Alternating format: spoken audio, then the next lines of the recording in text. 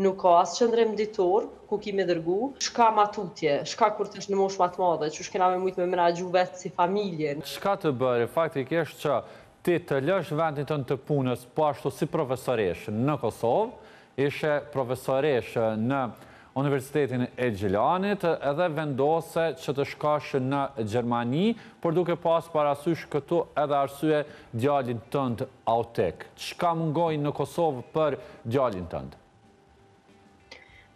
Në fakt, në qëtë periudhë, nuk është që më ka mungu diçka për djalin autik, për shkak se unë i kom bo këtë pagesat bashkë me burrin si familje dhe i kena kry këtë me terapia, me gjithë shka që na kena menu që është mirë për ta. Mirë po, unë e komendu qka matutje, qka kur të rritet, qka kur të është teenager, qka kur të është ma i madhë në mosh. Dhe më thonë, kur është në moshën parafërsisht deri në 12 vjetë, edhe në Kosovë ka zgjidhje, në ashtë edhe ma mirë se në Gjermani. Sa i takon terapijave, gjithë shka tjetër.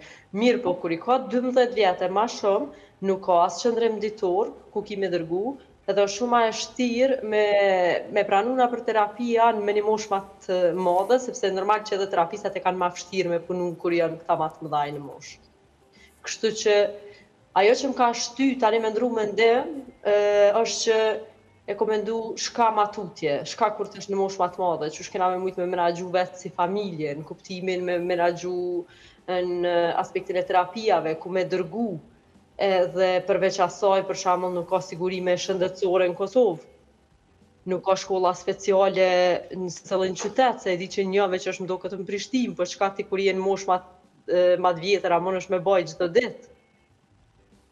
Dhe më thonë, këtë që to pikpytje të ngryjtje tami kom pas, edhe që kom vendos tani me apliku edhe që fatmirësisht, ka dosh Zoti më pranu, menoj që është dhurat për Zotit, se nuk kemi dorëzu asë njëherë, asë tash nuk është që jemi të dorëzu, pavarësisht që edhe këto normal që vonojnë proceset.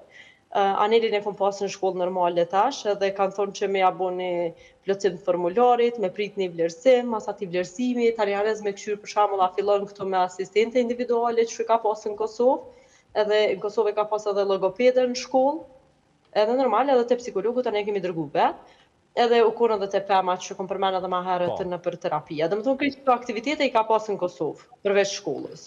Edhe kështu që këto janë të analizu, a me shku qashtu njejt që shku në Kosovë, a me shku tani në shkollë speciale. Dhe më thonë në ato prit vlerësim.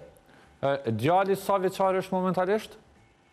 11. 11 e vjeqar.